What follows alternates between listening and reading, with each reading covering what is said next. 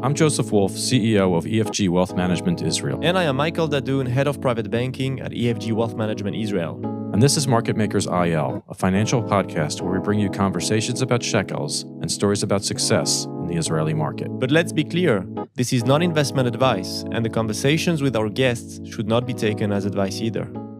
So, Omri, I think this is one of those instances where who you know might be more important than what you know. We connected through a mutual friend, Jack Levy, and I think anyone that knows Jack knows that if he is not the nicest VC in Israel, then he's close to the top of the list. So when he suggested that we get to know each other, I did not hesitate for a second. Is that how you'd view this introductory meeting between us? 100%. Jack Levy is the nicest person, I think, not only the VC. I was going to say that, but I don't want to give him too much credit. And I was going to have to listen. All right, so let's jump back for a second. It's our pleasure to welcome to this episode Omri Dekalo. He's the CEO and co-founder of Ubeya to the podcast. Omri has a BA in accounting, BS in computer science from the Tel Aviv University. And in addition to starting his career at EY in the high-tech audit division, he's worked at other startups and is a university lecturer at IDC Reichman. Ubeya is an AI-driven business in the temporary workforce business. If you're trying to picture what that means, at least when I was trying to picture what that means, think of England's Wembley Stadium the week before and the week after and the week of a Taylor Swift concert, or even just a regular sporting event, and then try and think of managing all the workers needed to make this happen. That's the application that seems most relatable, at least to me. Omri, in addition to giving us some insight into the name, Ubeya, can you tell us about the origins of the company and some of your own origin story and how your team landed on this application? Yeah, of course. That's actually a very good way to explain Ubeya with the Wembley Stadium. It's exactly what it is. Ubeya is a war room in Japanese. This is what it means. It's where you see all of your troops out there in the field. Sounds so much better than Khara Milchama. Exactly, exactly. So that's exactly what it should do and what it means. So we started the company back in 2017, and our whole goal is to help these people that it's harder for them to find jobs, to get jobs, to work properly, to work in a better environment. And we started by working with catering companies. It was here in Israel. The Chavat Ronit and all of the... Well. Yeah, and you know, it's a lot of companies here, Erez Vechanan, if you know, and Hasheva, and different places. And then I moved to New York and brought a few catering companies, kosher caterers in New York, which is not an easy audience, I must say. Not the first customer to try to work with. You'd think that there was such a big crowd that they could afford to be so picky, but... Not an easy audience, but and these were the first companies that we started targeting.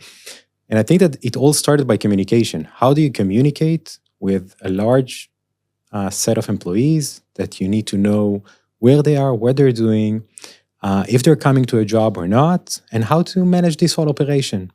So I think in general, the whole Ubeya story is separated into three buckets. It's like, how do you do HR? How do you do communication? And how do you do operations? The operations part is the one that is, it's easier to sell because it reduces costs. You have additional revenues because of it. Like, it's much better. But the whole package is important. So this is like where we started. And I remember that in one of the first companies, I saw that they're manually adding external workers. So they call it like staffing agency A1, staffing agency A2, into their own platform. And then I asked them, why are you adding these fake names? Because we have external employees.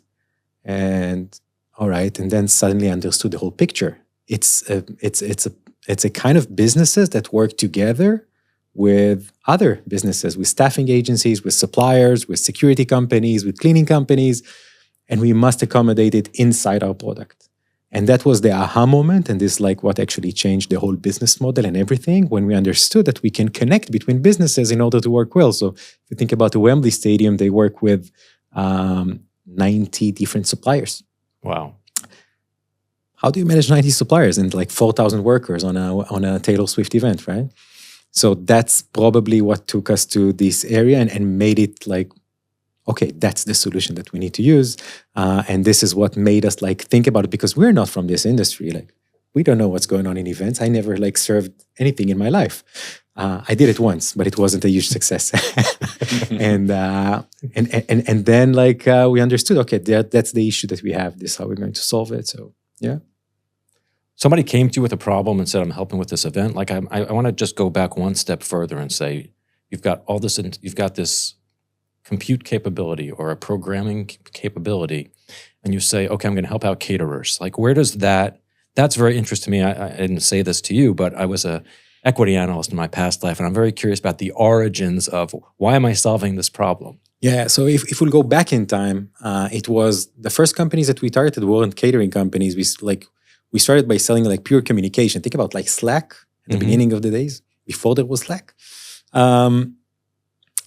And it was just hard sell. It wasn't mission critical. It wasn't really solving anything for them. It was nice to have back then. And we saw that there is no real like market in there. Maybe it was a wrong decision, by the way, after you can see Slack. Exactly. But Who knew? But exactly. But definitely the operations part is a much more sticky. It's a stickier kind of solution. So this is like, and one of our customers, among others, were a caterer. And he like started like telling us that he has so many operations problem, and we like solving problems. So we started solving it, and then like got into the market further and further. Interesting. Yeah. So now that we are up to speed on your company, can you walk us through your business story and what led you to this point? You know, the journey. Yeah, of course. So I started, as I said, started a communication tool, became an operational tool, understood that like managing multiple vendors is an important one. And around like 2018, we said, all right, why are they using so many vendors?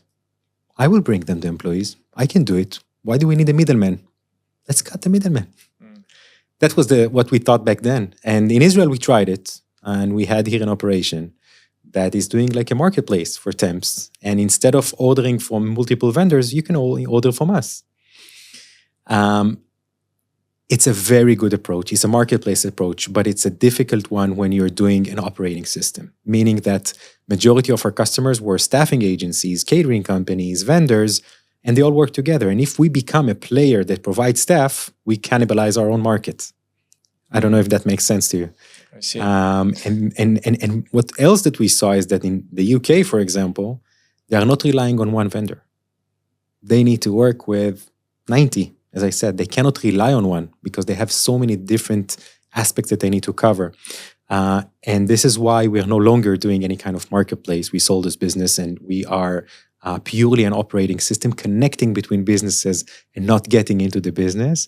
So that was the process that we had. COVID, as you can see, as you can understand, COVID is a big hit for the large event industry. No festivals, no soccer, no sports, nothing. And I think that during this time we had this moment, and Jack and Glenn from More VC joined us back before COVID.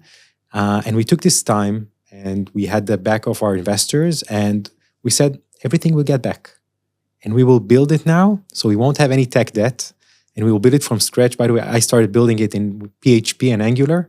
This is what I knew, like PHP is a computer language, like development.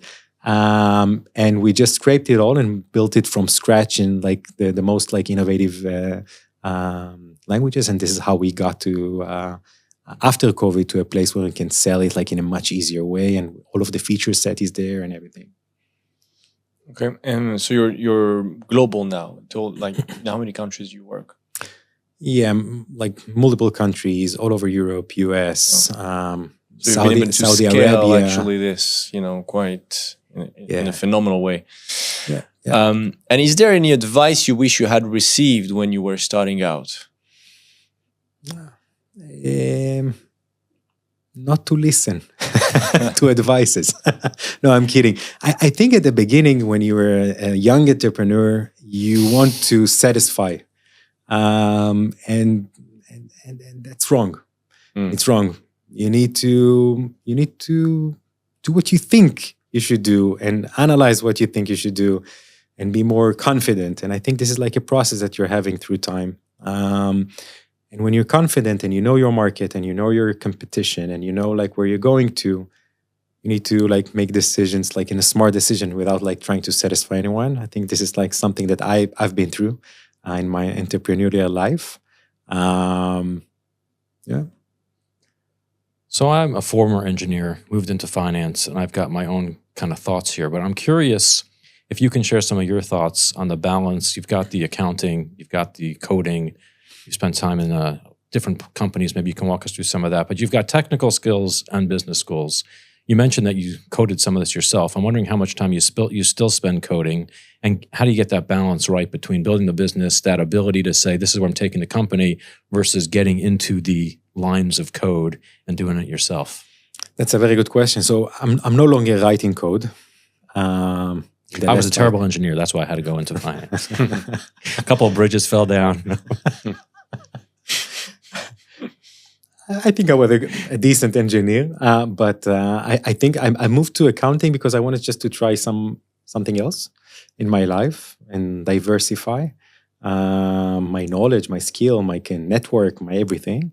And I think it's a nice combination. Like, no one in Tel Aviv University studied computer science and accounting. These are two jobs, two different two careers. No one did it in Tel Aviv University. It was only me. And there is a different story of how I selected it. I'll save it for the next podcast of ours.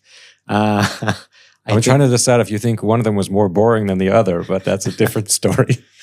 The answer is yes. I won't say what. But yeah, definitely, it gives you a lot of tools in order to really understand what's going on in the most important parts in your business, R&D and financials. You know much better. It's much harder to, so you won't understand, or to fool you, or that you won't understand the details. So if something should take an hour, you know that it takes an hour. You know, it's interesting because I hadn't really thought about it that much, but if I think about it now, coding is the language of technology, and accounting is the language of business. And I guess having that expertise and being fluent in both of those, I guess the question might be, why don't more people do that? That's a good question.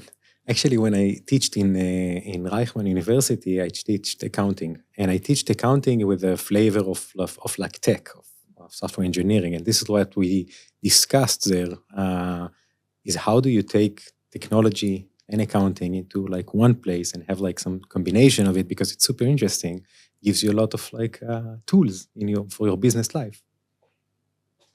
Yeah. Yeah, it's actually a pretty unique approach, and it's wondering why not more people are doing this. Interesting. Look, according to new reports, the company raised new capital last year in 2024, and for the first time has a US-based investor. Can you help us explain the relationship with your VC investors from early to late, and did the war play any role in the capital raise last year? Yeah, of course. So EGP joined the round. Before that, we had another VC, US-based VC that joined us also like before the last round. We started with Magma, who were our first VC that backed us back in the days. Then more VC joined, and then EGP. EGP are education growth partners, venture capital based in Connecticut. And they saw how what we're doing is helping 250,000 people on a daily basis to work in a better environment. And the whole thesis behind it is that the workplace is actually where you get educated. So they are education growth partners. And this is like something that really motivates them and us, is to actually help the employees get more out of what they're doing, their work life, what kind of knowledge they get there, and how do they, there is no LinkedIn for temp work, right? Right. There's no like that.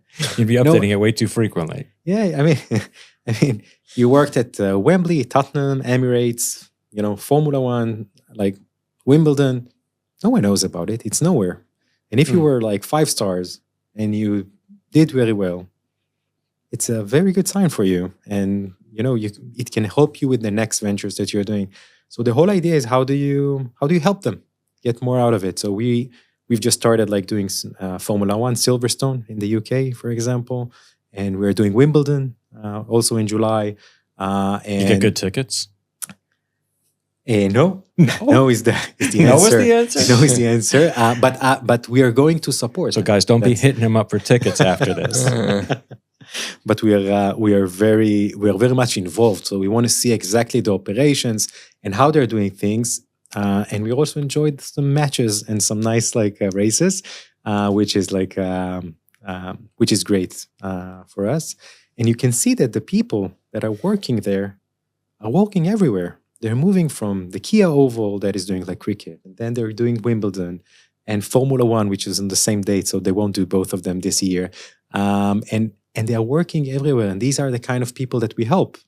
It's like in Club Med, them all multitasking and doing everything. That's very much similar. Interesting way to maximize your workforce. And think about it, that these people that are looking for jobs, they can earn a lot of money by working in temp jobs all of their life, right? So it's some of them are doing it as an extra job, during the weekends they're joining matches, match days, and some of them it's their only work. Your company, and maybe I'm overstepping here, but it's in many ways a staffing company at different parts of it. And given the end markets you serve, I assume you've got data about different kinds of workers, different kinds of workplaces. I saw a recent post where you addressed work from home, which I think it seems like you don't love that much, which I think we agree with, but we'll get into that. And so I've got two questions on this. One is, do your customers look for feedback or advice on worker trends that you see? And the second is just sharing some of your overall perspectives on current work trends, including work from home, and maybe the cultural differences as Ubeya is geographically diverse and how that's playing out. Yeah. Work from home, I think it really depends on the company and depends on the stage of the company. I think in startups, it's a tough thing. You need access to people. You need to do things quicker. So it's easier when you're next to each other. Everything can work smoother and easier, and it's easier to communicate. This is how I see it. But when you grow a company, and it really depends when is this growth stage. If it's 10 people, 40 people, 100 people, today we're 30-something, that's the moment that you need to maybe think about changing it. At the moment, for us, it's less relevant, even though, it's possible to work from home. It's all good, but it's not like a thing. And your 30 people are all in Tel Aviv. Yeah, and we have a few others in across the world. Yeah. In regards to the trends in the market, I think that this is why we are now doing very big projects in AI, is to help companies understand the trends. So getting benchmarks from other companies, we know exactly what jobs, what are the nicer job places, who are the best people. Of course, we have all of these data on our system and everything. It's each company has their own data, but we have benchmarks. So it's really helpful for us to know what's the rate of a server in Birmingham. We have all of these data. What's the average rate that people are paying? All of these numbers, we have them. We can see a trend that the UK actually is a very nice market with external work. They're doing some legislation changes recently, and something that's going to get in the beginning of next year. But they're using a lot of external agencies. They really like to outsource, and they're doing it a lot. In the US, it's the opposite side. They're taking people internally. They have more unions worker. I was going to ask about the unions in the US. Exactly. I'll get to that. They have more union workers. They have more volunteers that are working for Madison Square Garden or the Sphere. And this is a bit different, in the mindset, but we provide the same solution for all of them, right? They just have less weight on external workers, but they still use. I think some of that is actually healthcare related. Because of the portability, and in the UK, everybody's got that base level, and in the US, unless you're part of a real company, you don't have anything. Yep. And I think that might be part of it. I don't know if you're seeing that, or you're seeing any trends change. So at the moment, we don't see something something significant, I would say. So Ubeya has been around since 2017, and as we mentioned recently, the company's raised capital. Where would you place the company with regard to its maturation, and what is the competitive landscape like? Are you competing based on tech or more on relationships? Yeah, so I think one smart thing that we've done, it might be a good advice for entrepreneurs, like we took a very specific niche and we are doubling down on it. Large events, stadiums, food service companies, staffing agents, this is our bread and butter. We know exactly how they work. We have the exact solution of what they need. We ran a staffing agency of our own once we did the marketplace, so we know every metric. And this is why it's easier for us to provide them a solution that is exactly what they're looking for. And the competition is wider. They're looking at, like, they're providing a solution to everyone, meaning it can be every kind of company out there. Yeah. So our differentiation is very out there. It's very hard to compete unless you go on this vertical specifically. I must say that we have also other companies that are working with us, again, but this is not our focus, like construction company. We work with one of the biggest construction companies in Ireland that's using us. Healthcare companies, like staffing agencies for on-demand nurses and doctors. We have plenty of them in the US, everywhere. Brand ambassadors, like the guys that are having on Abercrombie in the entrance of the store. Oh, yeah. These are all working agency workers of clients of ours. So it's not only large events, but this is like where it's really working for us now, and we're doubling down on that. I think this is like the main thing. And competition, there are competitors, of course, but I can say that is, workforce management, it's a red ocean. A lot of workforce management solutions out there. You know it. But people that are targeting specific niche and doubling down on that, this is a different story. And I think that on that front, the workforce management on its own, think about like managing a company, it's in a silo, meaning that you cannot like share workers with others. And we took this paradigm and just took it aside, and we said, okay, let's connect between companies. Let's make companies work together and share employees among each other. No one is doing it. No one is thinking about it. It's called VMS, Vendor Management System. But connecting a vendor management system with your HCM, Workforce Management System, unheard of. So that's the first time that they see it.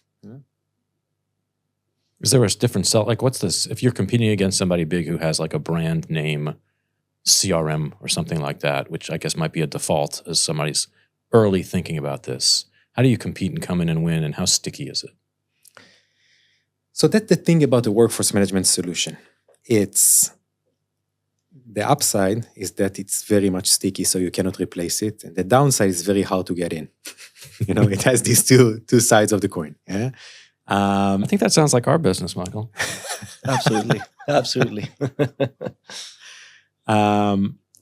So that's the truth. I think we've replaced some very big names of companies that we are just replacing them. Yeah, very, very big vendors that we replace them in different areas, both in the UK and in the US. I think everything is about the product and customer first. This is what we care about. We have a product that we invest a lot in, and we are very much customer-centric. Our customers are the most important thing for us. Yeah. So I think that's what helps us like go in the market, and a lot of the growth is coming from existing customers. Yeah. In this current environment, and I would say it's an environment where companies stay private longer, the relationship with the VC and the exit path is slightly different. What kind of questions should people be asking that they're not? And I guess as a corollary to that question is, how critical are partners here? Meaning there's money, and then there's who you got the money from. Yep. And how important are those two things together right now? Yeah, I think it's super crucial to have a healthy company, to have a very good relationship. That's the first thing. And today our venture capital partners are helping us a lot. all of them. They're working for us. They're helping us in everything that we need. If it's connections, if it's like business development, if it's hiring, even like to take a new guy that we are hiring, like a VP or head of, I use them to interview. I want to hear their thought on them, to get their like 2 cents of what they feel about the person. So it's they're helping us a lot, and it's all about having like a good communication and transparency. I think. You mentioned AI briefly, and I think there's no conversation. You're not allowed to actually have a conversation these days, I think, even in private life, without mentioning AI. But when you started, it sounds like you were always kind of using what we now call AI, but it had no buzzword at that time. It was just there. So what's the evolution like from your company? Has it changed? Where's the capability? Is it something that was in the background that now you're talking about? Like, what does it mean to you? So we are doing a lot of changes, and I think every company should. We are changing a lot of things that we are doing in the company, and doing them like in our product, that it will offer a lot of solutions that are even more automated than before using AI, and also in our day-to-day, meaning that every person in my company should use an AI tool in a significant way. And this was one of the KPIs for this quarter. Yeah, it's that important. So you can build an amazing company if you have the right agents and you know how to work with them. And our solution needs to provide a lot of value to our customers. And we all the time think about value. How do we provide more value to our customers? So the last thing that we've added in AI is natural language question, like a chat that you can ask about a job, Taylor Swift, and you can ask how many people I have that are over 18, they can serve alcohol in this and this area, and how many of them are staffing related, and you get an answer on the spot. So great. And it gives you a lot of value, and you can do it by voice, and you can go with it with your phone. And think about a GM that wants to know what's his labor cost in different areas. That's gold. They never had this data. Interesting. And suddenly they can analyze it, they can forecast for it, and they can do the relevant adaptations. And the next step that we're doing is how do we do the adaptations for them? So when we see that the point of sale, right, doesn't have enough money in like transactions, and you have there 10 people, we will recommend you to move people around to another like station that has more traffic, right? Oh, it's almost like people inventory management. Exactly. So moving people around and think about how it can increase your revenues, and of course also reduce your labor costs. So you can cut people and say, okay, you finish your job, you can go home now. You don't no longer have work here. It's super helpful for operational business, and I think it's a must practically. So they done it before, like manually. They saw these people are not working, I'll send them home. But it's really hard in a Wembley Stadium. You have 4,000 workers. How can you monitor everyone? Right. You need a chamal. You need a chadar milchama, right? You need an Ubeya. Exactly. Can you define success to you and to a VC? Perhaps not necessarily in financial terms. I'm really all in usability, and having a product that people admire. That's important. I want people to talk about us. So if you're not using marketing and you succeed and you're growing your business, tripling it, that's success. Because the product speaks for itself. And both myself and my co-founder Yuval, we are both like driven from product dev. He studied with me. Yuval studied with me computer science. He was at XIV and at Google. He's like a very tech person. He's a super smart guy. And this is like what motivates us. We really want to have a product that sells itself, right? And this is what we're trying to build. Yeah. Great. Yeah, great answer. What do you expect in 2025? And are there places you think we will be surprised that others are ignoring? It's going to be a lot about AI. In our product, it's going to be a lot about growing in our space. So we really like the stadium space. We have some nice success stories there. So like doubling down on that. The US market is a very attractive market for us. We are still in the process of penetrating it. And I can say that, for example, in the UK, we started with one company. one company and we grew organically to all of the companies that we have now in the UK. We are looking for the first few companies, and we have a lot in the US, but not in the stadium space. So this is like an area that we are looking into to penetrate. So if there are stadium people that are listening to us, that's This is the time. that's your time. We have some amazing plans, and this is like the main goal for 2025, I guess. So we've been ending episodes with some rapid fire questions. So I hope you're up for them. What is the worst career advice you've received? That's a good one.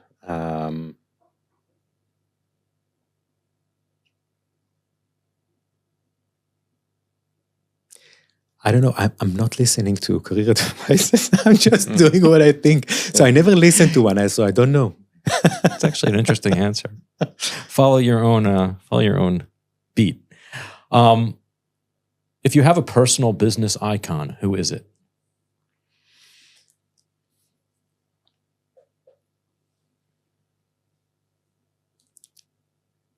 There are many entrepreneurs that are doing like great job now in like creating community behind them. So I'm looking at many of them. I don't want to mention names. I don't want to insult others, but it's they're like really building a community, really creating thought leadership. So I'm following many of them, and I like people that are in the business life that are honest, that are transparent, and that you can really easily talk with. You've mentioned one of them at the beginning of the episode. These are the kind of people that I follow, and I see them as icons that I want to be like them. Yeah. This is a fun one. What's your go-to Israeli snack food or restaurant? I think it's Yashka. I don't know if you know them, but I know Yashka, of course. It's simple. It's fast. And to conclude, what is the last thing you changed your mind about? It can be business or personal. And we've had some very interesting answers across both. I can tell you that I had an interview yesterday with a candidate that I liked. And he told me that a must for him will be to work 2 days from home. This is like something that he cannot change. And he almost made me change my mind. I'm still thinking about it. About the option to work from home as like mandatory, 2 days from home, 3 days from the office. He gave me some good arguments. So I haven't changed my mind yet, but I'm really thinking about it. Excellent, Omri. This was a pleasure, and thank you for joining us. Thank you so much for having me. Thank you, Omri. Yeah.